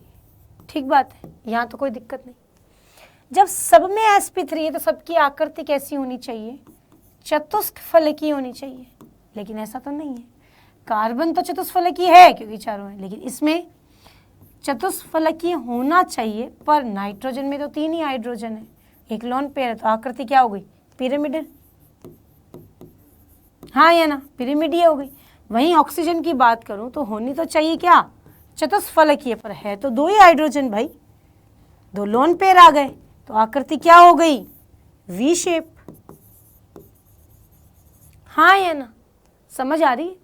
इसी वजह से जब लोन पेयर आ जाता है तो आकृतियां क्यों बदल जाती है, रिपल्सन के कारण, इलेक्ट्रॉन युग्मों के प्रतिकर्षण के कारण ये आकृतियां बदल जाती है। भले ही संकरण sp3 हो, sp3 होने के बावजूद भी यह आकृतियां बदल गई because of lone pair repulsion. इसी के नाम पर दिया गया valence shell electron pair repulsion theory. दिख रहा होगा VSEPR theory, valence shell electron pair repulsion theory, VSEPR theory.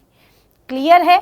बात समझ में आ गई होगी, सभी बच्चों को क्लियर हो गया हो कॉन्सेप्ट। तो इसको समझाने के लिए कुछ पॉइंट्स हैं। इलेक्ट्रॉन जोड़े ऐसी स्थिति लाने का प्रयास करते हैं कि उनके बीच प्रतिकर्षण या रिपल्सन कम से कम हो, यानी वो इस तरह से एग्जिस्ट करते हैं अपनी स्ट्रक्चर में। वैलेंस सेल को अधिकतम दूरी पर रखे गए इलेक्ट्रॉन जोड़े के साथ एक गोले के रूप में दिखाया जाता है। एकाधिक बंधन को इस तरह से माना जाता है कि जैसा कि यह एक एकल इलेक्ट्रॉन जोड़ी और इलेक्ट्रॉन जोड़े के बंधन का निर्माण करते हैं, वे एकल जोड़े के रूप में होते हैं। अब आपके सामने यहाँ पर दिखाई दे रहा है कि आपके पास बॉन्डिंग जो है आपके पास वो क्या है बेटा, 4, 3, 5 और 4, बाकी लोन पेयर है। और लोन पेयर की वजह से आपके पास स्ट्रक्चर में क्या आ गया, परिवर्तन। देखो आपके पास यह एक्चुअल में स्ट्रक्चर कैसी थी, ये और ये की बात करूं तो ये क्या था, द्विपिरामिड,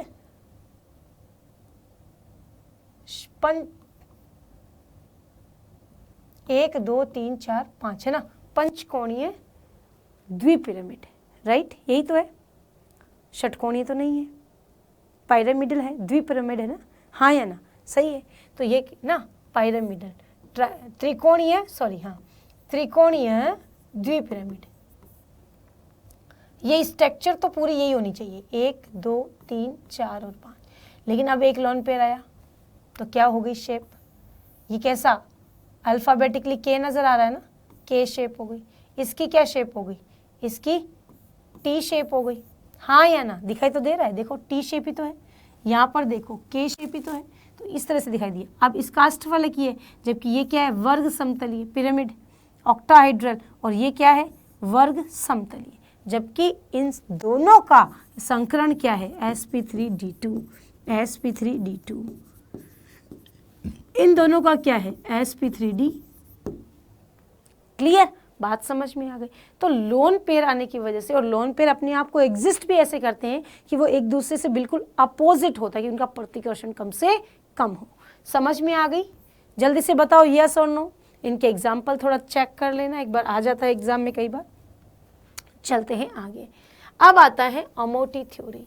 अमोटी थ्योरी क्या होती है बेटा, मॉलिक्यूलर ऑर्बिटल थ्योरी। जैसा आपने वैलेंस बॉन्ड थ्योरी पढ़ा था, वीबीटी सिद्धांत में क्या होते हैं, जब परमाणु आपस में इलेक्ट्रॉनों का ट्रांजिशन करते हैं और अणु बनाते हैं। ठीक बात है, सबने सही बोला कि वैलेंस बॉन्ड थ्योरी ठीक है, लेकिन वहां पर नए बंध बन रहे थे, पुराने बंध टूट रहे थे, इतना ही डिफाइन था। पर अमोटी ने कहा, अमोटी के अकॉर्डिंग ये हुआ कि जब कोई भी मॉलिक्यूल बनता है, जब कोई अणु का निर्माण होता है, उस समय क्या होता है कि अणु के फॉर्मेशन के दौरान वो अणु एग्जिस्ट भी करता है क्या। जब अणु बन रहा है तो कौन कौन से कक्षक बनते हैं, कौन से इलेक्ट्रॉन किस कक्षक में जाते हैं, उन कक्षकों के नाम क्या होते हैं, और जब वो अणु बन जाता है तो उस समय क्या उसका इलेक्ट्रॉनिक विन्यास बदलता है, क्या वो एग्जिस्ट करता है। ये सारे क्वेश्चंस जब सामने आकर खड़े हो गए, तब जाके अमोटी थ्योरी का निर्माण हुआ और बताया गया कि कौन कौन सा अणु एग्जिस्ट करता है और कौन सा नहीं। डन, बहुत ही अच्छे से क्लियरिफाई है अमोटी थ्योरी में। हमारे चारों ओर पदार्थ की विविधता का परिमाण है, लेकिन क्या नियम परमाणु या आणविक बंधन संबंध का पालन करते हैं, क्या कोई नियम है। आपको कैसा लगता है कि अणुओं को एक तत्व में व्यवस्थित किया जाता है, उसके लिए हमें आणविक कक्षक सिद्धांत की व्याख्या या आणविक कक्षक सिद्धांत को जानना होगा। Valence bond theory, this is VBT के सवाल, इसको जो क्वेश्चंस उठ रहे थे उनको देने में सफल नहीं था। O2 क्यों पैरामैग्नेटिक है, 1932 में एफ हुंड और आरएस मुलिखिन ने मॉलिक्यूलर ऑर्बिटल थ्योरी के साथ साथ दिए गए प्रश्नों की भी व्याख्या कर दी। यानी कि अणु बना, O2 हुआ, फिर भी वो प्रतिचुंबकीय है, अनुचुंबकीय है, ऐसा क्यों है भाई, इसका रीजन क्या है, तो ये थ्योरी आई। ठीक है, अब आ रहा है परमाणविक कक्षकों के संयोजन की आवश्यक शर्तें। यानी जब अमोटी बनता है, अमोटी जब हम पढ़ रहे हैं, यानी परमाणु से जब अणु बनता है तो कौन कौन सी थ्योरीज, कौन कौन से पॉइंट है जिनको अपने को पता होना चाहिए। जितने परमाणविक कक्षक आपस में अतिव्यापन करते हैं, उतने ही नए आणविक कक्षक का निर्माण होता है। समान ऊर्जा के परमाणविक कक्षक ही अतिव्यापन में भाग लेते हैं। अतिव्यापन जितना अधिक होता है, बंध उतना ही प्रबल होता है। परमाणविक कक्षक जो समान सममिति के होते हैं, वही अणु कक्षक बनाते हैं। क्या बोल रहा है, परमाणविक कक्षक आपस में अतिव्यापन करने चाहिए, सेम चार्ज होना चाहिए, सेम एक्सिस होनी चाहिए, तभी वो बंध बनेगा। समान ऊर्जा होनी चाहिए, ऐसे नहीं कि एक की ऊर्जा बहुत ज्यादा एक की कम, नो, एग्जिस्ट नहीं करेगा।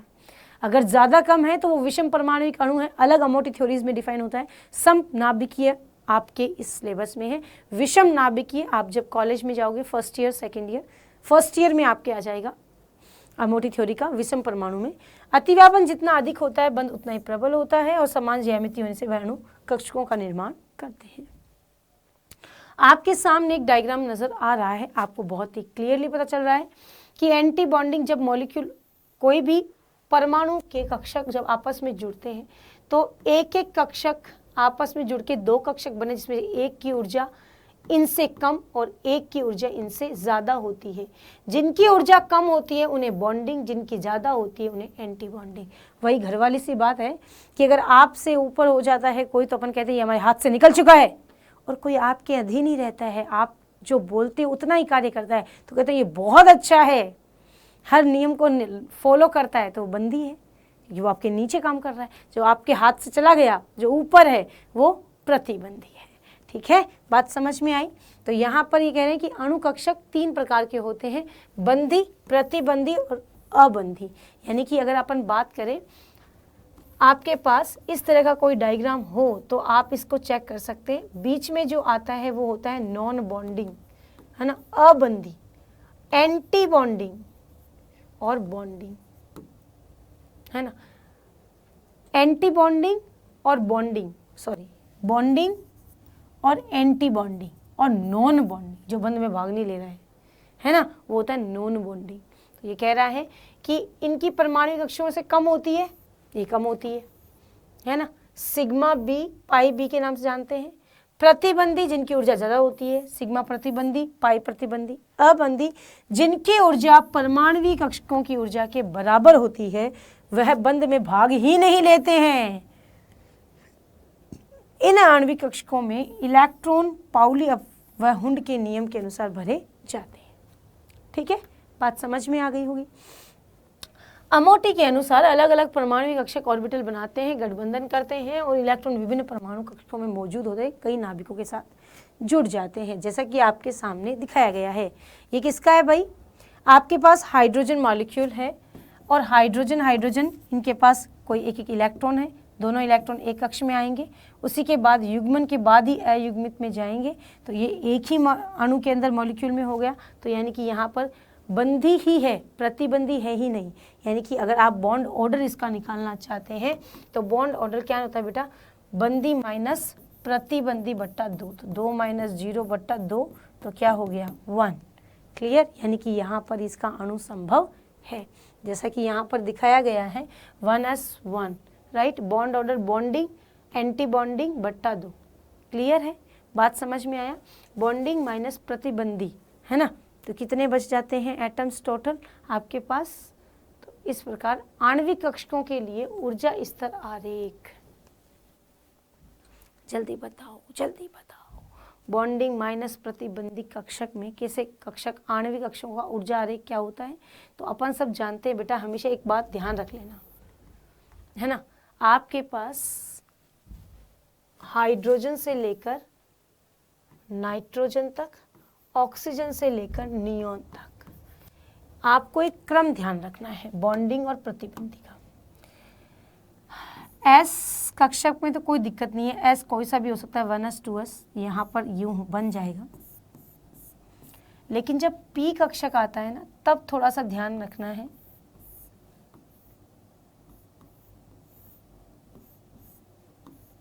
ठीक है,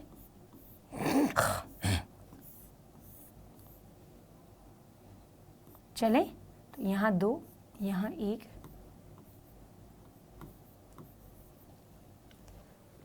ठीक है, यहाँ तो एक एक है ही। ठीक है, अब यहाँ पर इनको सिग्मा, सिग्मा एंटी बॉन्डिंग, इसमें पाई px पाई बॉन्डिंग है, एंटी बॉन्डिंग नहीं, एंटी बॉन्डिंग हो तो अपन इसमें लगा देंगे। ठीक है, pi px pi py sigma pz। ठीक है, यहाँ पर pi anti bonding px pi anti bonding py sigma anti bonding pz। अगर यहाँ हो तो क्या होगा? s तो कोई चेंज नहीं है, जैसा है वैसा ही रहेगा, सिग्मा सिग्मा एंटी बॉन्डिंग। और p की बात करूं बेटा, तो यहाँ क्या होगा? यहाँ 1, यहाँ 2, यहाँ पर 2, यहाँ पर 1। यहाँ पर क्या होगा? सिग्मा जो pz है वो नीचे आ जाता है, पाई px पाई py ऊपर चले जाते हैं। यहाँ पर pi anti bonding px pi anti bonding py और यहाँ पर सिग्मा pz। क्लियर है? तो ये जो परफॉर्मा मैंने बनाया है ये आपको उतार लेना है। जब भी आपके पास इनमें से नाइट्रोजन तक कोई भी मॉलिक्यूल, कोई भी परमाणु आता है और उसका अमोटी पूछा जाता है तो आपको यही डायग्राम बनाना है। ऑक्सीजन वाला आता है तो आपको ये वाला डायग्राम बनाना है। क्लियर? ये कोड वर्ड है जिसे आपको याद रखना है। ठीक है, चले, ओके, डन। तो अब अपने पास यदि अपन मैं बात करूं कि अपने पास ऑक्सीजन का ही आ गया कि O2 मॉलिक्यूल अमोटी के अकॉर्डिंग अणु एग्जिस्ट करता है या नहीं, तो अपने पास ऑक्सीजन है 1s2 2s2 2p4, 8 ही तो होते हैं, 1s2 2s2 2p4। ठीक है, अब आ जाओ बेटा। तो यहाँ पर अपने को क्या करना है, यहाँ पर 1s, यहाँ पर 2s और यहाँ पर 2p।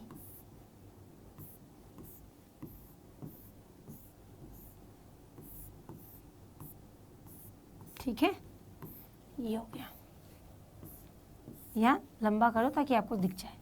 तो 1s,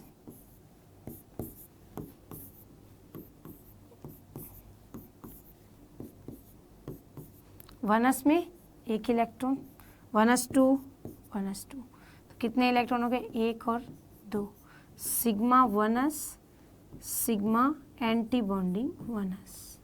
ठीक है, अब आ जाता है यहाँ पर क्या भाई, यहाँ पर आ जाता है अपना 2s, 1 2 1 2। अब क्या हो गया, 2 ऊपर 2, क्या है इसका नाम, sigma 2s, sigma anti bonding 2s। Clear है? बात समझ में आ गई होगी। यहाँ पर ऑक्सीजन है ना, तो 1 नीचे 2 ऊपर, 2 नीचे 1 ऊपर। ठीक है, नाम क्या होगा, sigma 2p(z), pi 2p(x), pi 2p(y), pi anti bonding 2p(x), 2p(y), pi anti bonding, sigma anti bonding 2p(z). ठीक है बेटा, क्लियर हो गई? अब इलेक्ट्रॉन भर दो, ध्यान से देखो, 1 2 3 1 2 3। ठीक है, कितने, 1 2 3 4, 1 2 3 4, टोटल कितने इलेक्ट्रॉन है बेटे, 8। भरो, 2 2 4 2 6 7 और 8, खत्म हो गए, हाँ या ना, जल्दी बताओ, सही है। अब इसका बॉन्ड ऑर्डर निकालो, बंधी bonding orbital minus non bonding anti bonding orbital बट्टा 2, कितने हैं टोटल, जल्दी बताओ, बॉन्डिंग गिनो, 1 2 2 4 2 6 2 8 2 10, 10 माइनस 2 2 4 2 2 4 2 6 बट्टे 2, कितना आया, 4 बट्टे 2, क्या आया, 2। क्या आ रहा है, भिन्नात्मक नहीं आ रहा है, पूर्णांक आ रहा है। इट मीन्स O2 क्या है, मॉलिक्यूल है ना, और ये क्या है, प्रतिचुंबकीय, क्योंकि इसमें अच्छा अनुचुंबकीय है। क्या है भाई, ये अनुचुंबकीय है। क्यों है बेटा ये अनुचुंबकीय, क्योंकि यह अनुचुंबकीय बिकॉज इसमें 2 अयुग्मित इलेक्ट्रॉन मौजूद हैं। क्लियर? बात समझ में आ गई तो फटाफट थम्स अप भेज दो कि यस मैम हमारा क्लियर है। Okay, done. अब आता है बंध पैरामीटर, जो अपने को फटाफट देख लेना है कि बंध कोण क्या होते हैं। बंध कोण का मतलब होता है 2 इलेक्ट्रॉन जब परस्पर साझा करते हैं तो एक बंध का निर्माण करते हैं, उसे बंध कोण कहते हैं। जब इलेक्ट्रॉन आपस में साझा करके बंध बनाते हैं तो उनके बीच की दूरी क्या कहलाती है, बंध कोण कहलाती है। वहीं बंध लंबाई की बात करें तो उनके बीच की दूरी बंध लंबाई कहलाती है। जैसे कि आपको स्क्रीन पर दिखाई दे रहा है कि दोनों मॉलिक्यूल जो जिसके नाभिकों के बीच की दूरी का आधा क्या कहलाता है, उसकी बंध ऊर्जा क्या कहलाता है, लंबाई जो होती है परमाणुओं के नाभिकों के बीच की दूरी को संतुलित करने के लिए परिभाषित किया जाता है कि 2 परमाणुओं के नाभिकों के बीच की दूरी क्या कहलाती है, बंध लंबाई कहलाती है। जालक ऊर्जा क्या कहलाती है? आयनिक ठोस में जालक एंथैल्पी एक ठोस आयनिक यौगिक होता है जिसका एक मोल आयनों में पूरी तरह से अलग करने के लिए आवश्यक ऊर्जा के रूप में परिभाषित है। NaCl की जालिक एंथैल्पी कितनी होती है? जालक एंथैल्पी वह एंथैल्पी होती है जो मॉलिक्यूल को अपने एक मोल अणुओं में जोड़े रखने का काम करती है, तोड़ने का काम नहीं करती। जोड़ने के लिए जो आवश्यक ऊर्जा होती है वही उसकी जालक ऊर्जा कहलाती है। बंध क्रम क्या होता है? धनात्मक और ऋणात्मक यानी कि बंधी और प्रतिबंधी जो मॉलिक्यूल्स होते हैं उनके बीच का अंतर क्या कहलाता है? बंध क्रम कहलाता है। बेसिकली बंध क्रम जो होता है, यहाँ पर मैं बात करूँ तो दो परमाणु के बीच में बंधों की संख्या क्या कहलाती है? बंध क्रम कहलाती है। जैसा कि अपन बताया है, bonding minus non bonding. Clear है? आ जाओ जी। बंध एंथैल्पी क्या होती है? गैसीय परमाणु जो होते हैं उनके विशेष प्रकार के बंधन को तोड़ने के लिए आवश्यक ऊर्जा के रूप में परिभाषित किया गया है इकाई केजी प्रति मोल। उदाहरण के लिए हाइड्रोजन परमाणु में हाइड्रोजन हाइड्रोजन बंध इतनी लंबाई होती है। जैसा कि स्क्रीन पर आपको दिखाई दे रहा है कि अपन किस प्रकार से इसे व्यवस्थित कर सकते हैं। यहाँ पर आपको जो चीज़ें दिखाई गई है इसके अंदर आपको बॉन्ड एंगल दिखाया जा रहा है और बॉन्ड एंगल के साथ साथ ये भी बताया जा रहा है कि यहाँ पर मॉलिक्यूल जो है वो किस तरह से वर्क कर रहा है, यानी कि ऑक्सीजन इनके बीच में किस तरह से अनुनाद प्रदर्शित हो रहा है। राइट, बात समझ में आ गई होगी। अनुनादी संरचना क्या होती है? अनुनादी संरचना का मतलब क्या होता है बेटा? अनुनादी संरचना का मतलब होता है कि जब भी कोई मॉलिक्यूल एक से अधिक संरचना को प्रदर्शित करता है, एक से अधिक संरचना को प्रदर्शित करता है, तो वो क्या करता है? तो वह क्या करता है? एक से अधिक संरचना को जब प्रदर्शित करता है तो उसमें एक संरचना ही, एक पर्टिकुलर स्ट्रक्चर ही मॉलिक्यूल की परफेक्ट स्ट्रक्चर को रिप्रेजेंट नहीं कर सकती है। इसीलिए वहाँ पर हमें अनुनाद शब्द यूज़ करना पड़ता है। जैसे कि O3 में दिखाया गया है कि यहाँ पर डबल बॉन्ड है और यहाँ पर डबल बॉन्ड यहाँ से यहाँ आ चुका है, फिर यहाँ पर एक इसकी संकर स्थिति दिखाई गई है। क्लियर है? बात समझ में आ गई होगी। तो चलते हैं आगे। अब आता है अगला पॉइंट अपने पास। अगला पॉइंट क्या आता है? बंधों की ध्रुवीयता। बंधों की ध्रुवीयता क्या होती है बेटा? बंधों की ध्रुवीयता का मतलब होता है गैर ध्रुवीय सहसंयोजक बंध। जब सहसंयोजक बंध से जुड़े हुए परमाणु समान होते हैं तो अपने पास H2O2 इस प्रकार से जो मॉलिक्यूल ध्रुवता प्रदर्शित नहीं करते हैं वो गैर ध्रुवीय होते हैं। वहीं पे मैं बात करूँ द्विध्रुव आघूर्ण की, तो यहाँ पर अपन देखते हैं कि जो मॉलिक्यूल में पॉलरिटी होती है वो कैसे आती है। कोई भी मॉलिक्यूल में पॉलरिटी जो होती है वो इस प्रकार प्रदर्शित की जाती है कि उसमें अगर अधिक विद्युत ऋणी तत्व है तो वो पोलर होगा, अगर विद्युत ऋणता कम है तो वो नॉन पोलर होगा। क्लियर है? बात समझ में आई? पोलरता यदि दिखानी है तो वहाँ विद्युत ऋणता में अंतर होना ही चाहिए, अगर नहीं है तो वो पोलरिटी नहीं होगा। तो यहाँ पर फॉर्मूला तो दो आवेशों के बीच की दूरी का गुणा जो होता है वो क्या होता है? द्विध्रुव आघूर्ण होता है। जैसा कि हम BF3 में भी देख सकते हैं, BF और BF2 में देख सकते हैं कि किस तरह से मॉलिक्यूल में क्या होता है। अगर बेरिलियम की बात करूं तो यहाँ पर फ्लोरीन की विद्युत ऋणता ज़्यादा, दोनों एक तरफ विपरीत जा रहे हैं, तो यहाँ पर द्विध्रुव आघूर्ण का मान क्या हो जाता है? 0 हो जाता है। क्लियर है? Okay, done. तो अब आता है अपना last but not the least important topic, जो क्या है? हाइड्रोजन बंध। हाइड्रोजन बंध क्या होता है? जब कोई भी परमाणु दो अधिक विद्युत ऋणी परमाणु हाइड्रोजन के साथ जुड़ते हैं तो एक के साथ हाइड्रोजन सहसंयोजक बनाता है, एक के साथ वो स्थिर विद्युत आकर्षण बल का निर्माण करता है। स्थिर विद्युत आकर्षण बल को ही हम क्या कहते हैं? हाइड्रोजन बंध कहते हैं। तो नाइट्रोजन, ऑक्सीजन, फ्लोरीन आदि अधिक विद्युत ऋणात्मक तत्व के साथ हाइड्रोजन जुड़ता है, इलेक्ट्रॉन अधिक विद्युत ऋणात्मक परमाणु की ओर स्थानांतरित हो जाते हैं। इसी प्रकार हाइड्रोजन परमाणु पर आंशिक धनावेश विकसित हो जाता है जो अन्य विद्युत ऋणात्मक परमाणु के साथ एकल बंध बनाता है। इस बंध को हाइड्रोजन बंध के नाम से जाना जाता है। यह सहसंयोजक बंध से कमजोर होता है। यानी कि कहने का मतलब ये है कि आपके पास यदि हाइड्रोजन है और वो दो बंध बना रहा है तो एक के साथ सहसंयोजक बंध बनाता है और एक के साथ वो क्या करता है बेटा? स्थिर विद्युत आकर्षण बंध बनाता है, तो उसे हम लोग क्या कहते हैं? हाइड्रोजन बंध कहते हैं। इसी स्थिर विद्युत आकर्षण बल को हम क्या कहते हैं? हाइड्रोजन बंध कहते हैं। क्लियर है? बात समझ में आई? यस और नो तो बोलना पड़ेगा, जल्दी बताओ। डन है? Okay, done. अब प्रकार कितने होते हैं? तो दो प्रकार होते हैं, अंतर आणविक हाइड्रोजन बंध और अंतः आणविक हाइड्रोजन बंध। अंतर का मतलब होता है अगर आपके पास दो अलग अलग मॉलिक्यूल हैं, उनके बीच बंद हो रहे हैं, जैसे HX है, HX है, HX है तो परमाणु एक ही HX ही, लेकिन HX अलग अलग अलग है।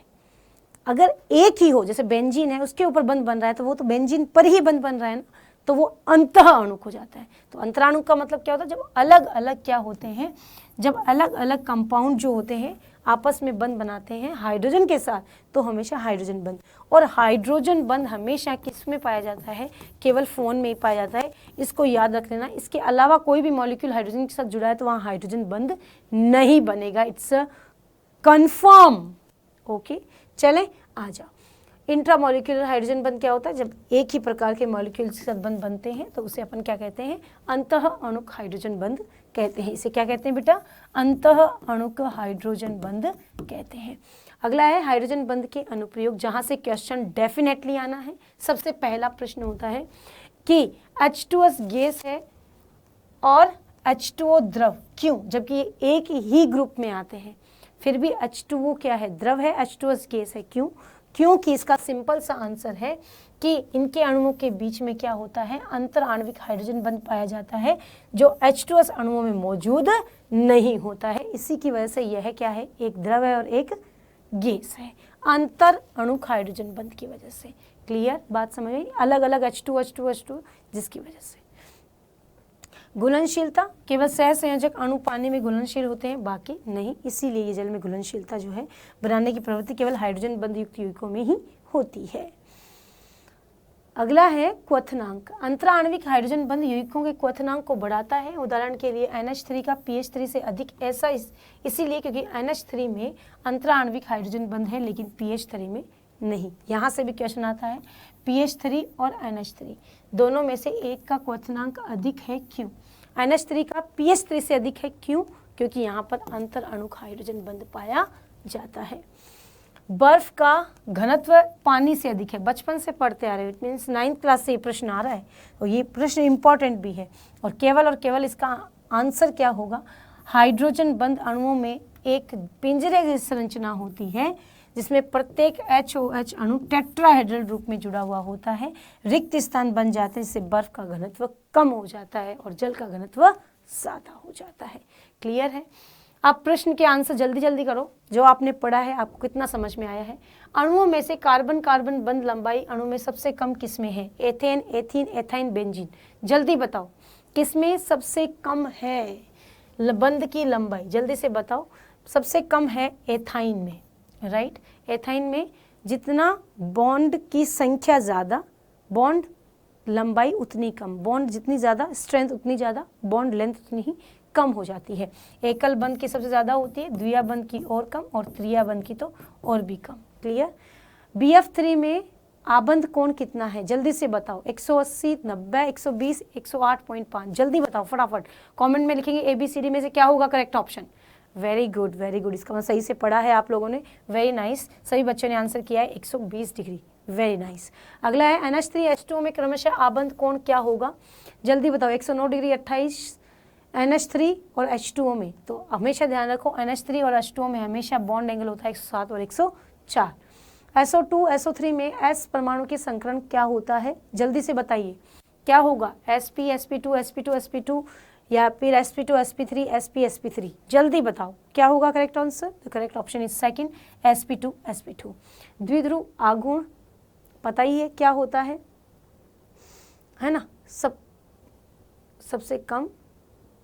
Okay done, the correct option is,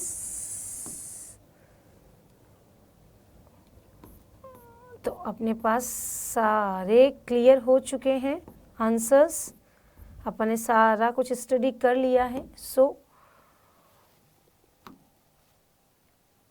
तो अपने पास क्या आ गया है भाई, क्लियर हो चुका है सब कुछ, अपन ने पढ़ लिया है अच्छे से। आपको बात समझ में भी आ गई होगी, सारी प्रोसेस क्लियर हो गई। संकरण, अतिव्यापन, है ना, सबको पता अतिव्यापन क्या होता है, संकरण क्या होता है, ये सब बहुत अच्छे से क्लियर हो गया होगा, है ना। सभी को अच्छे से नोट डाउन करना है, ये सारे नोट्स बनाने हैं। हाइड्रोजन जो कि बहुत इंपॉर्टेंट टॉपिक है, जहाँ से हाइड्रोजन बंध के अनुप्रयोग वगैरह सारे आने हैं, क्वेश्चन यहीं से पूछना है। तो अच्छे से ध्यान रखो, अच्छे से सभी चीज़ों को कवर करना, अच्छे से ध्यान में रखना ताकि आप अच्छे से इनको कवर कर सकें। डन। तो चलते हैं आज की क्लास में इतना ही। ठीक है, तो हमने जो पढ़ा है बहुत लंबा चैप्टर है, बट मैंने बहुत ही शॉर्ट में आपको कराने की कोशिश की है। तो अच्छे से इसको कवर करना, खुश रहना, मस्त रहना। जब तक मैं अगले टॉपिक के साथ आती हूँ तब तक खुश रहो, मस्त रहो, पढ़ते रहो। Bye bye, take care and thank you so much. Thank you.